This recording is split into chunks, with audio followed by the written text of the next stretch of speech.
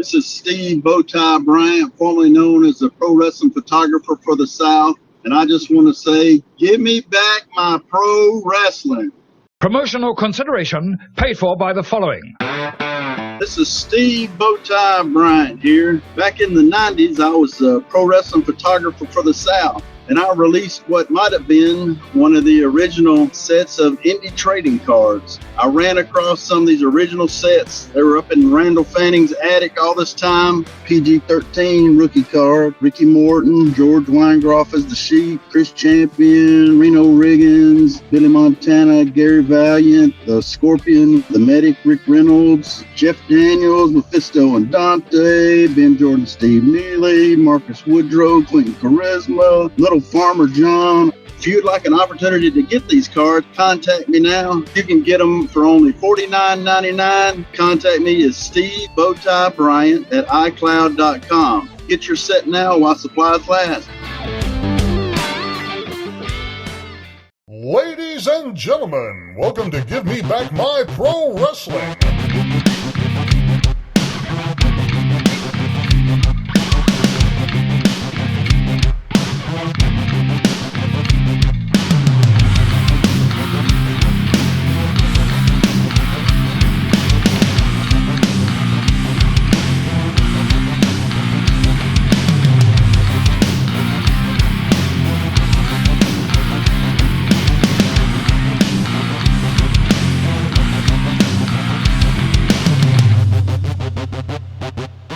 For those who don't know, now you know, baby. This is Hot Rod Biggs, Jared, Jimmy Street. We're going to take them to the limit one more time, baby, right here on Give Me Back My Pro Wrestling.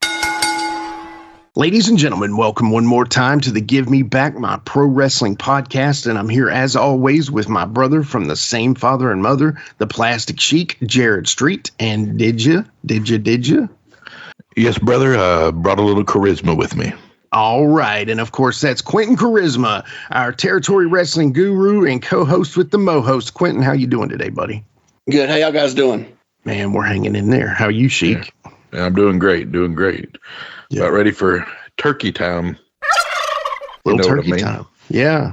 So I guess this is our official happy Thanksgiving to you all out there in listener land. We are doing that, and we're actually bringing a guest with us to help celebrate early, I guess, a little turkey early. The gobbledygooker? Do we bring the gobbledygooker? Do we get that one?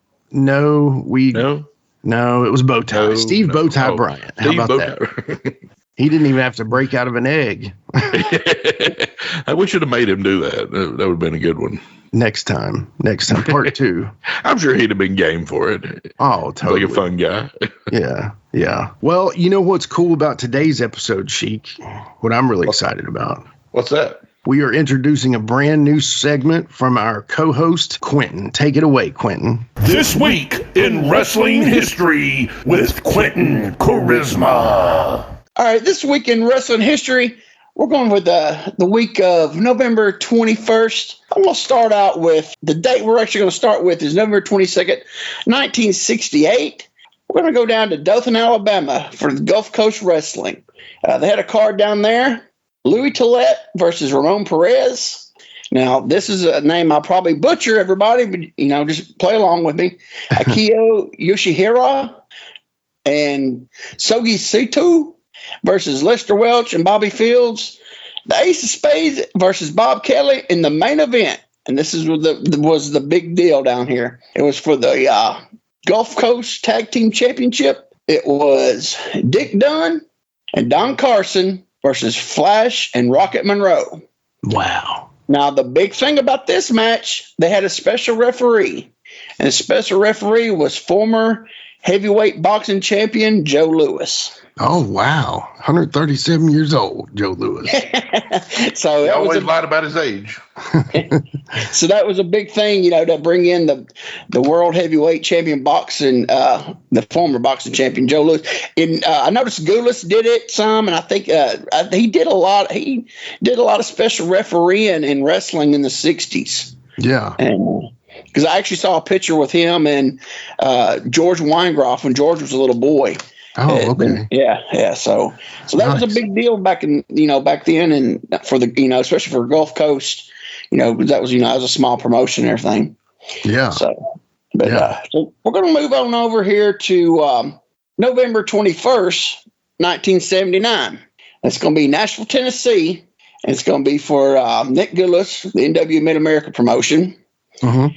This was the first show they ran at the new Fairground Sports Arena. And this was the big card. The main event was a CWA World Heavyweight Championship match with Jerry Lawler against superstar Billy Graham. Man. Yeah. So that was, Graham, he just come off a year before, being New York's, WWE world champion. So this was pretty big time for Gillis, and this was when Lawler and Jarrett and them started kind of working with Gillis again. So this, the first night, the new building that, was made for wrestling, so this was actually really a big deal for Nick and for his promotion. That's the other superstar versus King, So yeah, you need to get us that time machine made so we can go back and watch these. Oh, I hear that. The rest of the card was Tojo and Bobby Eaton versus George Goulas and Ken Lucas. Okay. It didn't say if it was a title match or a tag team or anything. I don't know, but Mighty Cupid versus Wee Willie. Yeah. Butch Malone and Jim Dalton versus Dutch Mantell and Tommy Gilbert. Then it was Ed Moretti and Bruce Reed, which I saw the results. That match didn't happen. And Bruce Cook versus Tommy Vito. Oh. And another thing about this not being just only being the first show at the new Nashville Fairgrounds Sports Arena was this was the show that the first 1,200 fans would receive a pack of trading cards. Oh. And these were the roast beef Paisley ribbon set that Scott Till put out. Yeah, was it like racks or something? Racks roast beef. What did I say? Yeah. Did I say racks? Yeah, you said it. I was just making sure. Yeah. Okay. I was like, racks. Racks was really big back in the day. I actually used to like racks before, better than Arby's actually. Oh, really? But that was I liked racks. It was really good. But that was the set that was put out that nobody could find, and definitely get that time machine now, brother. There's been a few sets pop up here and there, and actually I talked to Scott one day, and he actually found a whole set unopened in a drawer and sold it to a guy on eBay. Wow. Because there's like hardly any full sets floating around, and he actually found one. So Big money, I bet, man. Oh yeah, he said it was. He wouldn't tell me a price, but he said it was. He didn't want to sell it, but he said they got an offer too good not to. So yeah, that makes sense. Yeah, so awesome. To me, that was a big day in history here, in the Nashville, Tennessee area. That building opened up because after that, Jarrett, that early '80s heyday when Jarrett was in there, just packing that little building out. They were sitting in the rafters. Yeah. In '82 and '83 in that building. So it has some historical value on that one. Anytime we can talk about the fairgrounds, I'm happy to hear it, man. Oh, me too, definitely. Yeah. All right, so the last little place we're going to go to is another little small promotion. It's also going to be in November 21st, but it's going to be in 1987. We're going to the Pacific Northwest for Don Owens Promotions. It's going to be in Portland, Oregon. Wow. And what I found about this card was interesting was they had a battle royal to become the first Pacific Northwest TV champ. So I'm assuming before that they didn't have a Pacific Northwest TV champ. They might just had a TV champ without the name on it or something. But okay, it's the first. So they had a battle royal to see who would become the winner. The winner of the battle royal was Art Barr. So in '87, he had to have been maybe his first year. Yeah. That probably his first year, Art Barr. Some of the other people, see who else was in that battle royal. It was like a weird number. I think it was an odd number, I think. Let's see. There was the American Ninja, the Assassin, which I think that was probably, I can remember here. I'll remember it tonight about midnight. Avalanche, which they say was PN News. Okay. Chris Colt, Coco Samoa, the Grappler, Joey Jackson, Mike Miller, Moondog Moretti, which was actually advertised on the Goulas card we just talked about, is Ed Moretti, and Scott Peterson, Steve Dahl, and Super Ninja. Man. That's a crew. Yeah. Little trivia here. We actually have the Grappler, Ricky Santana, Mean Mike Miller, and somebody else coming up on the Wolfie Show because we're doing a co-sponsorship with Captain's Corner for the Portland Wrestling Expo coming up in February. So be on the lookout for those stars that he just talked about. So that's awesome. Oh, that's awesome. Yeah. Actually, the guy I was trying to think about that worked as the assassin was Ricky Santana's partner in Florida. And my mind Fidel Sierra. Sierra, yeah, Fidel Sierra. There you go. That's who they said the assassin was. Oh, he's great. Fidel's great. He's been around forever. Yeah. But also the rest of the card was the Southern Rockers. This version of the Southern Rockers was Steve Dahl and Scott Peterson. It was before. Okay. This was before Rex King. Yeah. Okay. So Scott Peterson. They took on Joey Jackson and the Super Ninja. Okay. Then it was Mean Mike Miller and Coco Samoa versus Avalanche and Moondog Moretti. The American Ninja versus Chris Colt and the Assassin versus the Grappler. So everybody on the card worked about Raw, it looks like. Yeah. Now, real quick and I think I think at this point, Larry Latham and those guys had already been the Moondogs, correct? Oh yeah. Meaning, yeah. See, I almost wonder. The original Moondog was what was his name? He was he was like a hippie. What was it? I cannot believe my mind. Lonnie Main. Lonnie Main. There you go. Yeah, he was the original Moondog, but he kind of did it wasn't the bone chewing, barking. He was. You can find it on YouTube, or he eats the glass bottle. And he was wild, man. But yeah, he was a big time guy in California and for Don Owens. And I don't know the actual full story about Ed Moretti becoming Moondog Moretti, but he came from Moondog Moretti, but he wasn't like our Moondogs that we know of. The style. Style. Bleach blonde, chewing a bone. Yeah, he was more the Lonnie Main. Right. From what little bit I've saw of him, out there. Yeah. So. Well, that's cool, man. I mean, anyway, yeah, that's cool. I like your little history lesson there. That's nice. That's just a little something.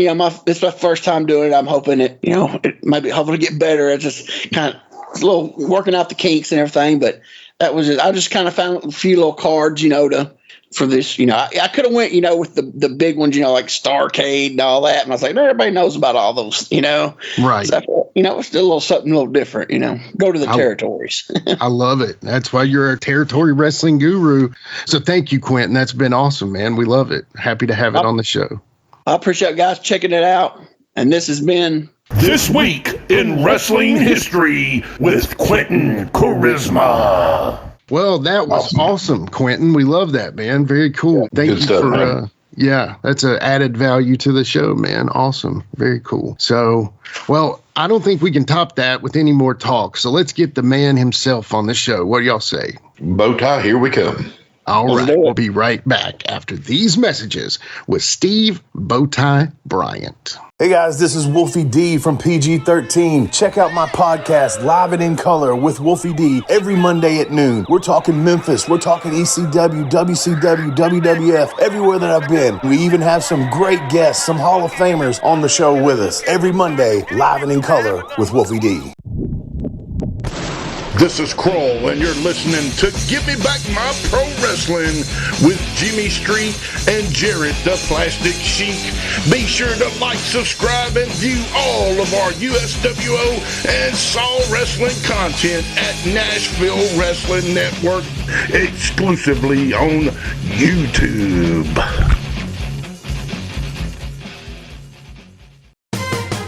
Hey everybody, Gene Jackson here, inviting you to check out the Retro Wrestling Review, where each week I'm joined by some great co-hosts who help me review classic episodes of USWA Championship Wrestling, and right now we are doing week-by-week reviews of 1993. But we don't just do reviews, sometimes we get a chance to interview some of the people who were there and lived it, plus do watch-alongs. It's a lot of fun, so check out new episodes that drop every Wednesday at WrestleCopia.com, and to find links to everything associated to the podcast, you can go to USWApodcast.com.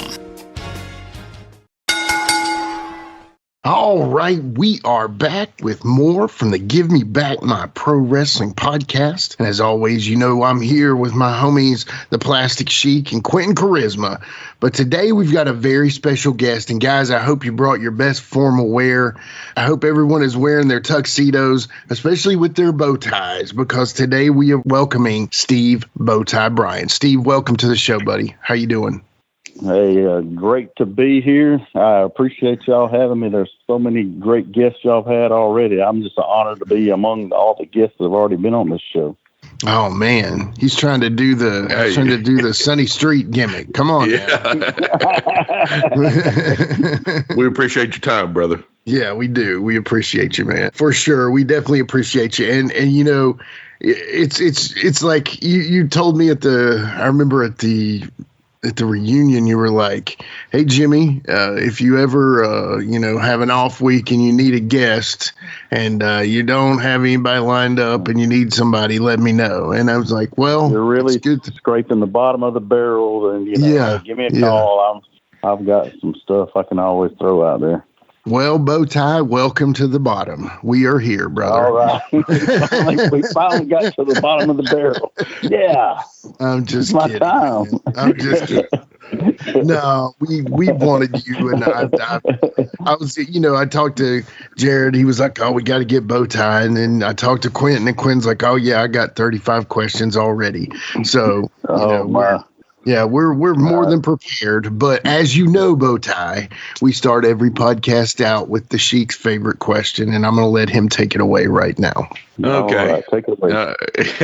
So if you had a list, and this might be different for you. I mean, if you had a list of people in the wrestling industry, wrestlers, whatever, that you had on a Mount Rushmore, 4 or 5 people, who would that be? Right. As far as the top 4 wrestlers, as far as me personally, that I would have to put Macho Man, just because at a young age, just a big mark for the Macho Man. Yeah. And I got to see WrestleMania 3 live, and his match was with Ricky Steamboat. It just caught my attention, and it was like, I was hooked at that point. I mean, that was just like the greatest match of all time. It probably still is in my mind. I mean, I've seen some good matches, but that match is definitely still right up there as it was when I was watching it at a young age. Oh, yeah, no doubt. Yeah. And probably another one that, a lot of people would have to agree with, too, would be Steve Austin. I mean, he was just the man, and it's like, when he's coming through Memphis, I was lucky enough to be taking pictures in Nashville, and I got to, meet him when he was coming up through Nashville and, take pictures of him. And then when he first went to WCW, he spotted me out there and it's like, "Hey, get some photos of me," because they knew I worked for the magazines and all. So, a lot of wrestlers, when they start moving up that next level, they don't remember the photographers and some of this stuff. They let the company handle all that. But he was still engaged and still act like he knew me and just didn't act like he didn't have the ego. Yeah. A lot of times they say don't meet your heroes, and that definitely. There's definitely been more than one wrestler that I've met that I like, I wish I never would have met him because I really did love him before that. So I can say he was still a class act all the way through. That's good. Another one that I would put up there would be Eddie Gilbert. He's he is just an awesome worker, awesome mind for the business. I loved watching, I was watching Continental area down there when he was the booker down there. I love the stuff he was doing down there. I mean, he's one of the best bumpers in the business.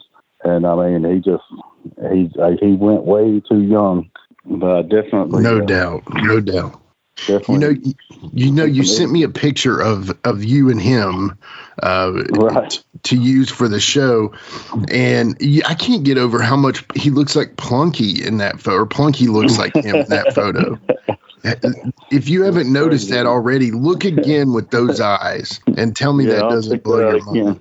Yeah, I'll check that out again, because And Eddie Gilbert definitely too, one of them people that, you know, like I said, when I met him, he didn't shatter my visions of him. You know, he was still a really cool guy, and he actually helped me out a little bit early on photography wise, and opened a couple doors for me. So, you know, I definitely owe a debt to him. That's awesome. Probably get into that a little later. Sure. Yeah. And then of course, well, I lived in Mississippi when I was a boy, so I can get Memphis wrestling, and so Jerry Lawler was the man in that time. Yeah. So I couldn't not put Jerry Lawler on the list. Right. I mean, he had the Jerry Lawler show after all. I mean, tune in on Sundays and watch the Jerry Lawler show. Yeah. I mean, it was just I liked his promotion, always promoting and stuff like that. And I've learned a lot about, you know, promoting, just, you know, watching his things that he does. And, you know, just, yeah, he's definitely the man. I mean, yeah, I have met him in person. He you know, I've not got to like talk to him for long periods of time or anything. I don't like know Jerry Lawler, know him. You know, I've met him a couple times and very nice professional, but you know, he's still a cool guy. He didn't shatter my dreams of him when I met him. So that's always a good thing too. You know, don't be careful who you step on, because you never know. Right. Right. A lot of these guys in the wrestling business, they don't learn that lesson. Then they see you back when they're on their way back down. Yeah, exactly. That's a very common thing for sure. Yeah. Well, that's a great Mount Rushmore. Did you have any honorable mentions or that? I mean, Gypsy Joe, it'd be hard to, you know, as far as longevity in the business and no just doubt. such a underrated person, but I think, you know, that he's kind of been covered on a lot of shows. So I mean, I don't want to go repeat what everybody else has said. Well, I mean, I think he wrestled in 8 decades. Is that true, Quinton? Is that right? 8. I don't think it was 8, but I know at least. Oh gosh. Well, see, it's kind of hard because some of his stuff gets some of his stuff gets mixed up back in the 50s with the other Gypsy Joe Rosario and a couple other ones. So, you know, the history kind of gets jumbled up some, so it's kind of hard to really. But from what I heard, yeah, he was like maybe late 40s, maybe. Okay. You know, so take that. So, you know, add that up to the 2000s, 50s, 60s, 70s, 80s, 90s, 2000s. That is 7 right there. Part of 7 decades, yeah. That's close. Yeah. That's close. Yeah, really close, man. Wow. Yeah, so, and in talking to Gypsy Joe, he said, you know, he used to help to set the ring up as a boy, so he literally started in his, you know, teenage years in the business. So yeah. Crazy stuff, man. Crazy stuff. Yeah. Well, rest in peace, Joe, and definitely, you know, you can't say enough about Joe on this show, in my opinion. So great list, though. Great list. Right. Yeah, for sure. Well, you know, as we always talk about the other guys, now we're going to bring it back to you, Bowtie. So, Steve, talk about your younger days, man. Where were you born? Where'd you go to high school? You know, that kind of stuff. Yeah, so I was actually born in Kansas City, Missouri, but I was only there for like 6 months till I was old enough to territory. You're starving to death out there. Right. So, like I said, I really wasn't there long enough to make much of a mark. At 6 months of age, I was on a plane down to Panama, where my dad was stationed in the military. Oh, nice. Okay. I was a military brat. So, but then from Panama, I went to Nashville for a little while. And my mom had got divorced, and so my stepdad, we met him while we were in Nashville, and then he got a job down in Mississippi. So that was where I grew up, down in Mississippi, and I was in a good location. I was close enough to Memphis and close enough to Alabama. I could get Continental Championship wrestling. I could get Memphis wrestling. I could get the Nashville station. So always fun to watch the Nashville station and watch rerun of Memphis from the week before. No doubt. But it was wild the way they would do things on in Memphis TV with like a hair match downtown. Bruno would lose his hair in Memphis, but they would leave enough to where they'd come to Nashville and cut it too. We got to cut his hair in every single town. Of course. By the time he got to Nashville, he's out there with a bandana on in the first place. Pull it off, he's barely got any hair left to cut off. He looks like Hulk with just half of the hair. We were at the end of the road by then. That's awesome. That's all. How old were you? You'd say? That was which time? I mean, like I said, I went all the way from grade school through high school. In Mississippi, I lived in West Point, Mississippi. So. Gotcha. Okay. I was just curious. Yeah, about what grade, what age range you were in Mississippi. So, yeah. Yeah. In high school, we would look at the commercial appeal and see the results from Memphis Monday night. It was a different world back then. You wait for the school library to get the newspaper in so you can go search out the wrestling results in there. Yeah. All right, Steve, I got a question here. Is when did you start getting into photography? So, yeah, I was interested in taking pictures and stuff from like an early age. I don't remember probably maybe 10 years old. I think I took my money from my birthday and went and bought me one of them little 110 cameras, and I'd be snapping pictures at birthday parties and things like that. Wasn't real happy with the quality you get from something like that. But when I moved up until I moved up when I was in high school, like I took pictures for the school annual. And also, when I was in high school, is when my best friend in high school, Jason Truelove, he invited me to go to a live wrestling match. So, and of course, I was going to take my camera. By then, I had a pretty good camera setup going already. Do you know what promotion it was? That first promotion was you went to and took the pictures? Do you remember? It was Continental Championship Wrestling at the Lavender Coliseum, Columbus, Mississippi. The main event was Tommy Wildfire Rich versus the Nature Boy Ric Flair for the World Heavyweight title. Woo! Wow. That's awesome. I know. That's a way to break in on your first live match ever. No wonder I was here. Yeah, seriously. Wow.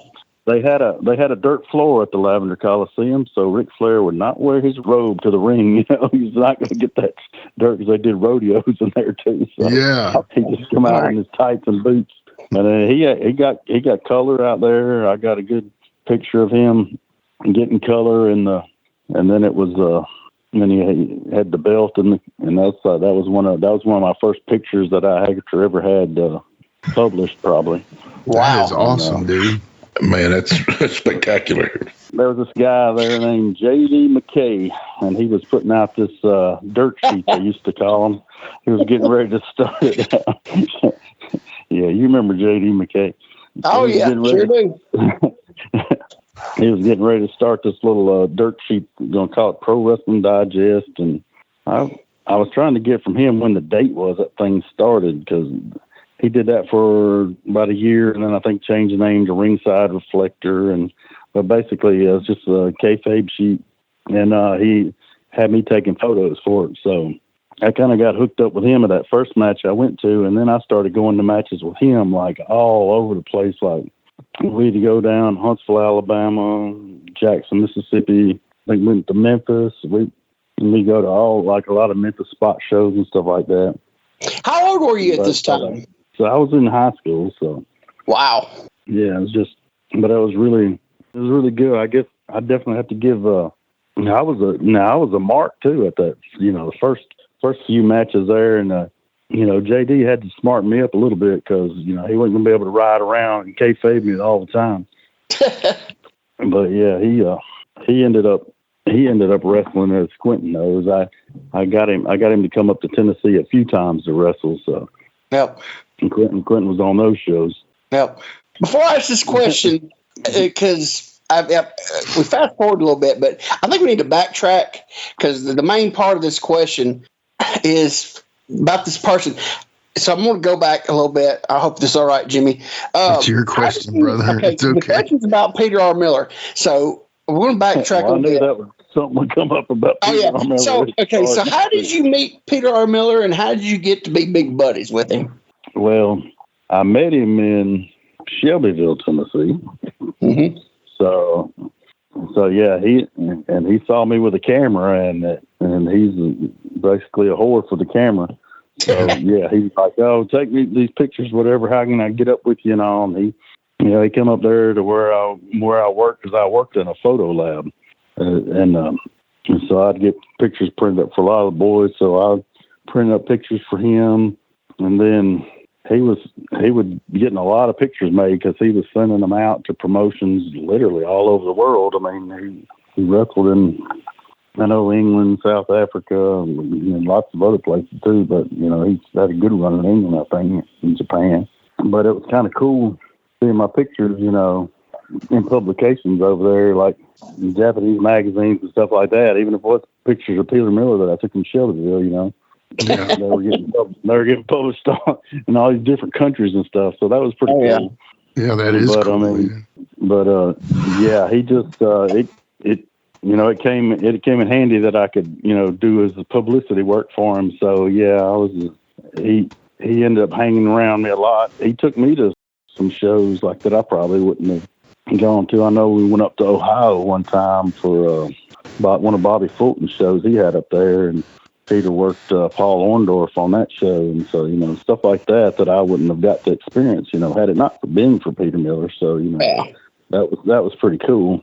A lot of people remember a lot of the a lot of his personality was very overwhelming. So a lot of people, there's a lot of negativity out there. There's a lot of negativity out there about poor old Peter, but yeah, he's unfortunately he passed away. I guess it was early this year, wasn't it?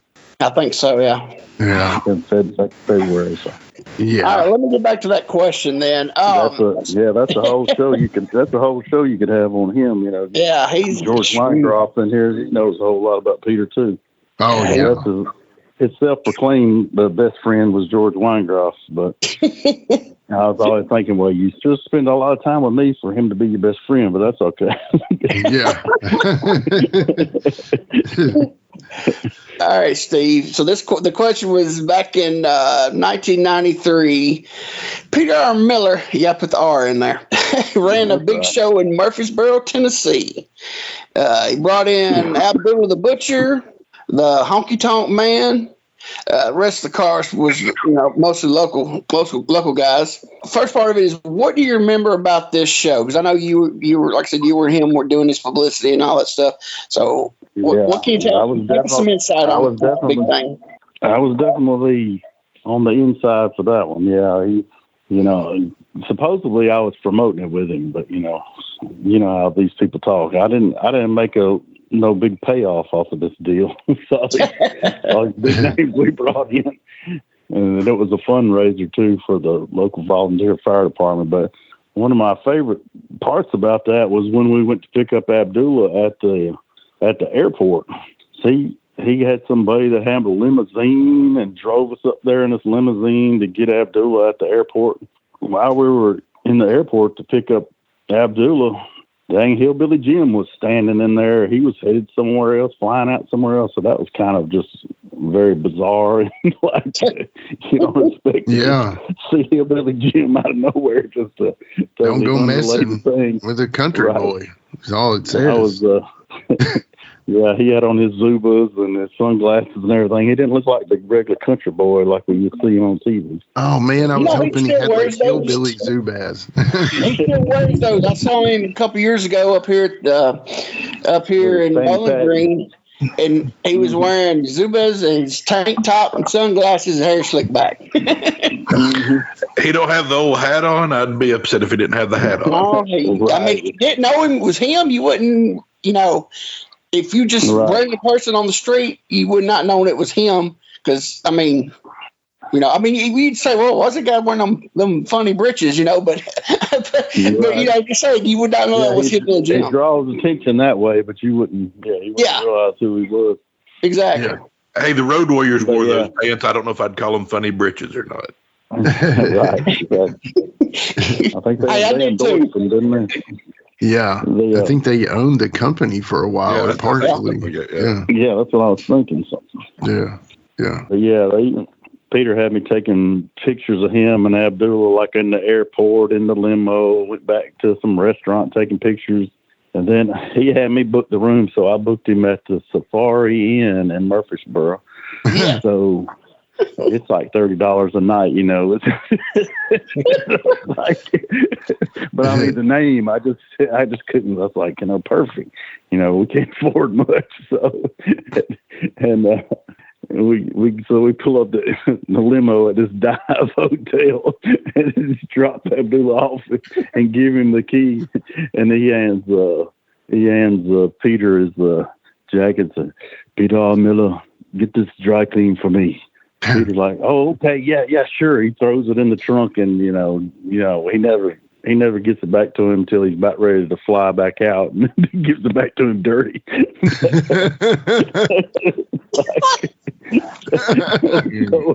It was so hilarious. Like, oh my God! Right. But Peter idolized Abdullah the Butcher. You can see his gimmick was very similar. Sure. Like, he was the white Abdullah in some aspects. So that makes sense now that you said that. Yeah. But yeah, according to George, Abdullah used to all the time tell Peter he was going to book him in tag matches, but Peter tagged with him that night, and they went against Mephisto and Dante, and it was a bloodfest. Really? It was. Yeah, we had the Cool Breeze Mephisto on that one. It was a vicious. He was. Even Cool Breeze thought it was rough. So, it was rough. Hey, Steve, I got a question. You talking about the restaurants? That's what I remember seeing in a magazine a picture of them eating in a restaurant. What restaurant was that y'all were at? Because it kind of looked like a Denny's from the picture. Yeah, it was. Good grief, what was the name? Peter actually worked at that restaurant a little bit, and had worked in the kitchen there. But Joe Cagle had worked there for quite a bit. Peter R. Miller's Chinese Barbecue. No. Chesney's? No. Was it Chesney's Memorial? That's what it was. Yep, it was Chesney's. That was where it was. Okay, yeah. Yeah, right by, and that Red Food's like in the Red Food parking lot, and I literally worked at that Red Food grocery store there and had my little red bow tie on. So the bow tie has been around a while. It wasn't. Yeah, working the gimmick early. Yeah, there you go. Right. There you go. So Steve, tell us a little bit about like the idea for the Unbeatables trading cards. How did that come about, and tell us about the process of getting them made and everything like that. Yeah, so I had the idea was just that I like the trading cards from the bigger promotions, and sure. When I would go around, because I moved from Mississippi to Tennessee after I graduated from high school. It was mainly because my stepdaddy got transferred, and my whole family was moving up here, and they didn't want to just leave me down there. So I moved to Tullahoma, Tennessee, and I went to Motlow up there. I had already had a scholarship to go to the East Central Junior College, and so my stepdad ended up said, "I'll just pay for you to go up here to Motlow, since you already had a scholarship down there." Actually had a band scholarship, played the trumpet. Oh, there you go. Actually good enough to get a scholarship, and then I never played it again in my life since then. So that was pretty wild. Dude. I know. Haven't touched it again. Now I'm into karaoke, and I still haven't dragged it from it's just like one parts of your life, it just moves on, to the next. Sure. I get it. But I don't think I was ever good enough for a scholarship at anything. I just totally dropped, though. Oh, never mind. Go ahead. But yeah, it was. But so, and then taking pictures at Continental, and then I took pictures at Nashville Fairgrounds, and there was a bunch of magazines back in them days, and so I would send pictures of those magazines. So I was kind of getting, reputation with the, as a photographer around, so I can get ringside at a lot of places. But then Scott Teal had told us about the show that Tommy Higgy was going to be running out at Bath School. Turns out it was Terry Rice's show. But Tommy was booking it for him. Yeah. So when I got to these, when I went to that independent promotion, that's the first time I had seen anything like that. I didn't even realize there was such a thing as, promotions that didn't have television. I was like, wow, this is wild, And so of course it was, very enjoyable show. Yeah. Yeah. It's like, we started following around a few more of them. And I was like, well, there's nobody taking pictures at these shows. And, I was taking pictures, any stars like Ben Jordan, I would see. He had already been in Memphis by then. So I knew who he was on the show. It's a lot of these guys, I don't know who they were. Yeah. Yeah. But that's kind of where I saw the need for some wrestling cards down in that area is what, in my mind, felt like, if these wrestlers deserve the publicity and the prestige of having their own cards. Yeah, definitely. Was there anybody that you were like thought you had for the set, or you was hoping to have for the set, but you just didn't come through getting them to agree to be in it? Well, there was, I can't remember who all didn't get their paperwork on time. Mm-hmm. Because, Quinton filled his paperwork out that night. A lot of people held on to their paperwork. And if they didn't sign that little release form that the printer sent me, I couldn't get their image on there. And so, gotcha. We don't remember anybody specific. We ended up having to put a Quinton Quarisma card on there just because he filled out his paperwork.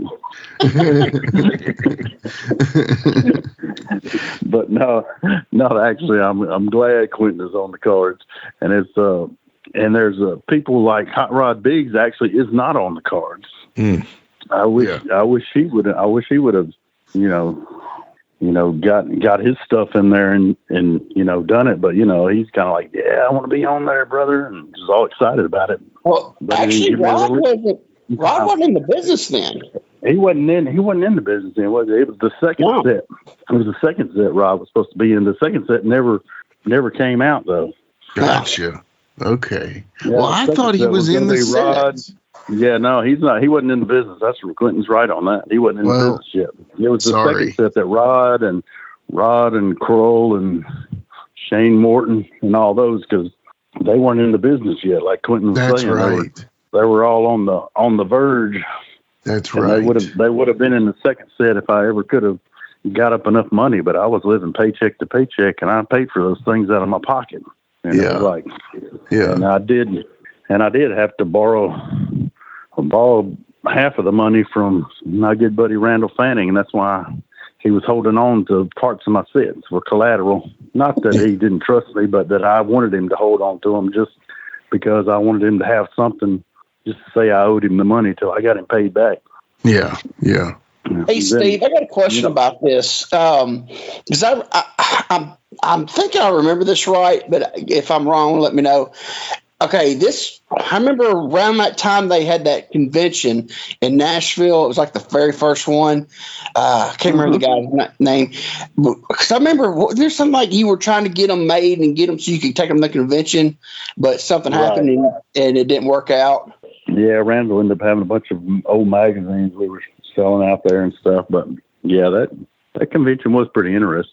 But that was going to be your selling thing right there. Wasn't it? I mean, that was going to really boost those cards, and then was it that's what I was hoping for. Got delayed or something. Yeah, and they didn't have conventions back in that time period like they do now. Yeah, that was the first one I ever seen in Nashville. And they're like, you go to these promotions, and it's the same fans that travel to a lot of the promotions that are watching these guys. So I had 1,000 sets of trading cards. And I mean, amongst all of our places that we went and all, that was, everybody that's out there ain't buying a set of trading cards. So, it was. And so many repeated to every show. Right. And they're like, we know about your stupid cards, okay? Right. So, we kind of got, so I never really had to call on Randall to get those that he was holding until just more recent years. I finally went and picked those up because it's like I never sold. It took me forever to sell the first half. So yeah. But, I mean, I don't have near that many left, but I probably got another 100 sets left. Yeah. Well, there you go. There you go. 1,000. So, Yeah, I have 1,000. That's not bad. That's not bad. Yeah. Not bad. What has it been? 30 years later? Yeah. Hey, I've got a CD, from that era. So well, before we move on to the next question, I'm just kind of wrapping up with the cards. Far back as I can remember, those wasn't they the first set of cards in this area since Scott Till put those ones out he made in 1979 for Goodless?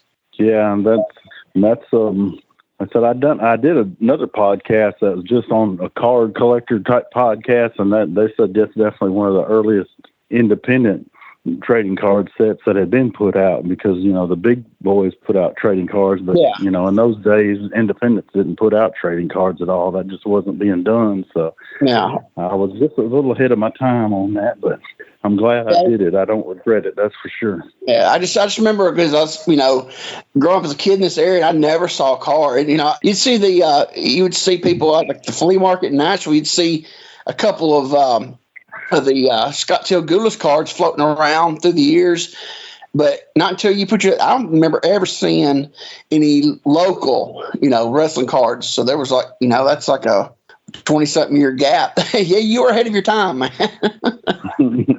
Mm-hmm. All right. So this next question I got for you, Steve, it's a short one, but when you told me, I still laugh to this day when I think about it. Tell us the story about the time you rode across the parking lot on Dickerson Road in Nashville and with Willie the Wrestling Clown. Oh my! I forgot about that. He is on the trading cards too, and unfortunately, we won't never get him as a guest since he passed away. But I have a feeling all the paint fumes he was breathing had something to do with it. Oh man! So that very first show that I was talking about, that first independent show we went to, that was that Terry Rice show. We came back to some follow up shows, because he actually ran more than once down there. Holy cow! And so I know it. And but he had Willie the Wrestling Clown wrestling for him, but he would also do a gimmick called Slick Willie, where he was just bald headed and didn't have all the clown makeup on, but he still did a lot of the same clown type gimmick stuff. Okay. But I think the IWA might have had something to do more with Willie the Wrestling Clown kind of going the whole extra edge that way. Okay. Those crazy guys. As far as the needing a ride, and I forgot where we were going, maybe to eat or something. I'm not sure how I got separated from Randall where I needed this ride, but so I get in Willie's car, and I mean, it really was like a clown car. This thing was tiny, but the passenger seat was a paint can that I was sitting on, and he's wheeling and with the parking lot left and right, like a little crazy man, with going to throwing me all over the place in there. But I got to ride with one of my friends recently who's a drift racer, and I got to ride with him, and that's the closest I've come to that, where you're being thrown every which way inside the car. Yeah, crazy. But you say the paint fumes was about to choke you to death? That was the thing. It's like that. He'd be like, "Hey, little buddy, come here, hop in the car. I'll take you across there."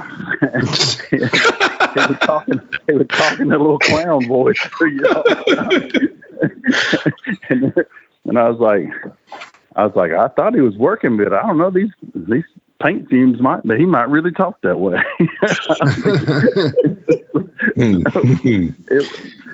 It was some rough stuff, man. So I about forgot about that, Quinn. I think about it every now and then, especially when somebody brings, I see something about Willie the Wrestling Clown. I just think that story, like the Deb Swing you told me, and I just could stop, because I knew him. I remember seeing the car. I could just picture you in there sitting on a paint can. Right. That's too much. Oh wait. So Steve, when did you and Randall Fanning of Randall Fanning's attic fame meet. Right. And They were up in Randall Fanning's attic all this time.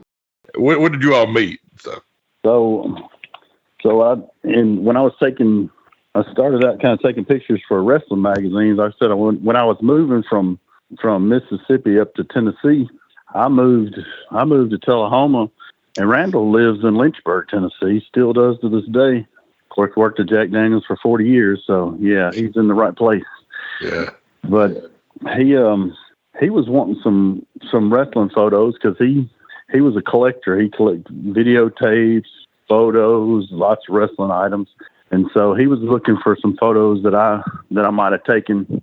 Can't remember who he was looking for pictures of, because there were several different ones he was interested in. He might have just been sending off of my photo list, but I just saw Tennessee in his return address, and I wrote him back and say, I just moved to Tennessee. I'm living here in Tullahoma, and he's like, I think my phone number was on there. He called me and he's like, I'm just like 20 minutes up the road. and so he's like, if you ever want to go to wrestling or something, So then we started going to wrestling, and the rest is history, as they say. I mean, we were at one point, it wasn't nothing for us to be somewhere at wrestling 5 nights a week. Wow. Easy. Wow. And then majority of it was just the independent scene around here. Yeah. It even when you had the Wild Boys and Mephisto and Dante and all that going at it, and your main events and stuff down here, I mean, the stuff in Memphis really wasn't as appealing to go out to the fairgrounds as some of that local stuff that they were doing, because it was blood and guts, and Memphis had kind of got to where they would just hold back. It's like Nashville was just another spot show almost at that point. Right. Then you got guys in Columbia killing each other, basically. Right. I mean, they're out there doing about a half shoot match, so it's hard to compete with that. Hey, Steve, when you said you and Randall started going to these shows, was he actually videotaping when y'all first started going to these shows, or did that happen later on? That started happening later, because he liked to trade tapes with people in other areas, and there was an interest in people wanting to watch, what was going on down here. So he realized that he could videotape it and he could trade tapes with them. And I thought I traded tapes big back when I was in high school too, because there was no internet to watch. So if I wanted to see what's going on in Stampede Wrestling or up in Portland, I like to watch that stuff too. You had to trade tapes, and I had tapes from Continental, which was a hot thing. A lot of people wanted those tapes, especially when Eddie Gilbert had the book. And so I was trading tapes around.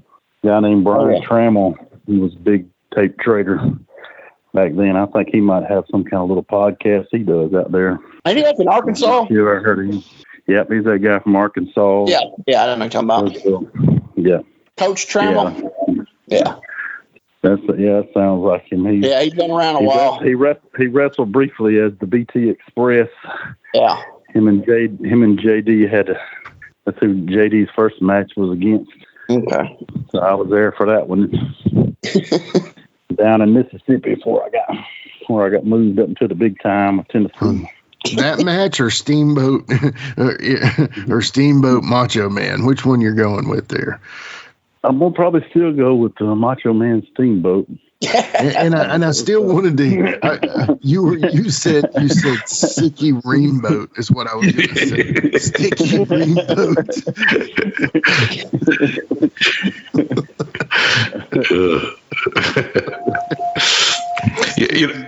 Talking about Steamboat in just a second. This is completely off topic, but Steamboat has like the best real name for a heel wrestler ever. Richard Blood. It's like the best name ever for a heel wrestler to get. They had to give him something. The best heel name for a guy that never worked heel. Exactly. Sticky Reamboat, though. Is what that's the new name I'm calling him. That's probably some of them outlaws right now. Dale Man. Yeah, Dale Man had a Sticky Reamboat, I believe.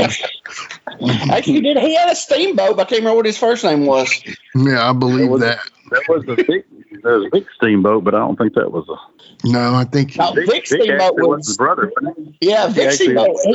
He worked for the Savolis, and then he did some stuff for the Von Erichs too. Yeah, Vic Steamboat. Yeah, but he had. I can't remember. Yeah, Bellman had a steamboat. I cannot remember what his name was. I'll remember it later tonight.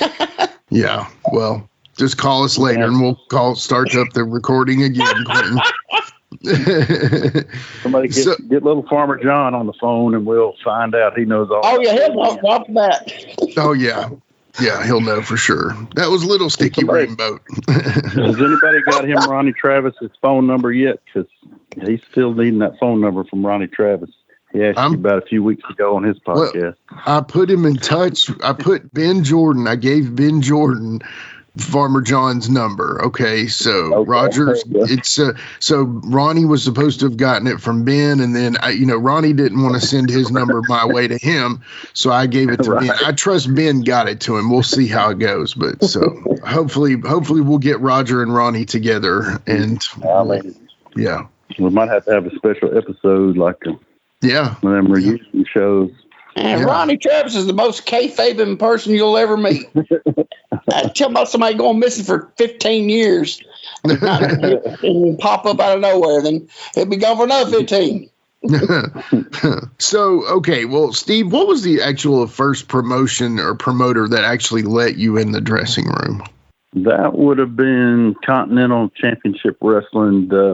So the night Eddie Gilbert was going to go against Jerry Lawler for the AWA title down there at Columbus, Mississippi at the Lavender Coliseum. Mm-hmm. And this was the first time, I was a senior in high school, and of course Missy Hyatt was definitely one of my favorites back then, along with Miss Elizabeth, of course. But Missy Hyatt was another one of my favorites. And it's like Eddie had Missy Hyatt as his valet at that point, and I had gone to the matches, and of course I would always carry my camera, but Missy Hyatt called my house, talked to my stepdad after I was gone, and asked if I was going to be coming down there to take pictures. It's like I never got another call from Missy Hyatt in my life, but Man. One of my boyhood dreams. I'm off going to wrestling, and I missed a call from Missy Hyatt. But yeah, she was calling. They wanted me to take pictures because they were going to do the old switcheroo with the belt, and have everybody think that Eddie won it and pose, and I was going to get pictures of Eddie with that AWA belt. And so that's why I wanted to make sure I was there for that. And so they got me up there at ringside, and then they brought me back in the dressing room, met Sid Vicious, and can't remember, wasn't a whole lot of people even in the dressing room at that point.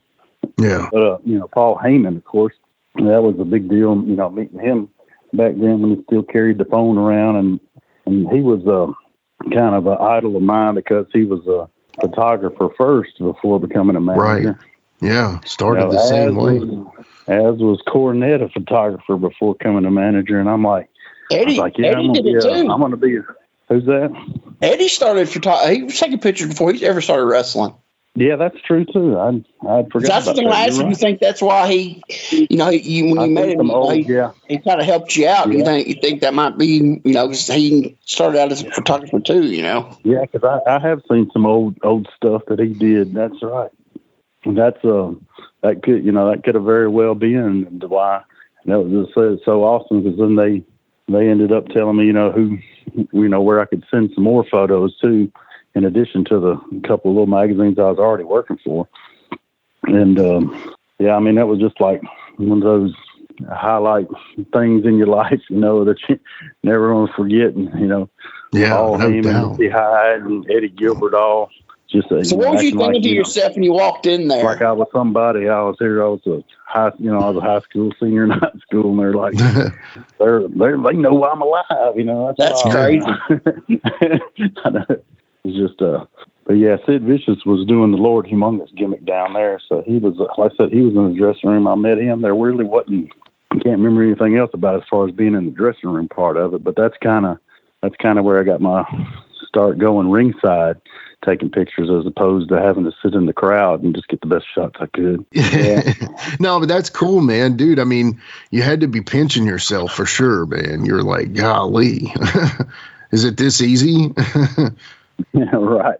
And then, and then when I moved from Mississippi to up here, so then I had a little experience with Continental. So, I was able to talk to Eddie Marlin and get myself ringside at the fairgrounds to take pictures. So I didn't go in the dressing room at the fairgrounds. So I only just took pictures at ringside there. They still can't pay me from the dressing room, but hey, I was happy with that. I got, plenty of good photos. And then I said I wasn't exactly knocking it down income wise. So, I'd get pictures of Brian Lee and stuff like that. He was very popular and sell it to some of the fans for $1. Mm-hmm. And they go get him to autograph them. And then Brian Lee finally decided at some point, he's like, this guy is getting rich off me, all these photos I'm signing. So then he started doing a thing where he would come to the ring and he'd see me and he literally picked me up and carried, go with it, brother. And he carried me all the way up to the farthest end of the building. And he's not taking pictures of my match. He would work a whole gimmick with it, which, that was good to be part of the show. Yeah. And you have ones like you do ringside and ones like Bill Dundee when he would run around, like he likes to run around the ring. When he comes around that ring post, he would use my head to step on to get around there, and fans loved that too. So that was, that was kind of cool just to be involved at that stage in my life when I really wasn't involved more than just a photographer at that point. Yeah, no doubt. That's very cool, man. That is very cool. That's right, it's the talk of Middle Tennessee, the channel you love to hate and the channel you hate to love. It's Brian Turner from Brian Turner's VHS Rehab. And if you're looking for matches from Wolfie D to Jerry Lawler to Dusty Rhodes and the team that put a pimp before your eyes and a goatee between your thighs, Booty Call and Athena, go to lostwrestling.com. See, I made it easy for you. Brian Turner's VHS Rehab. Booyah. Hey, it's the Heat Miser Scotty Blaze. Now I'm inviting all of y'all to join me on my brand new podcast, Turning Up the Heat with the Heat Miser Scotty Blaze.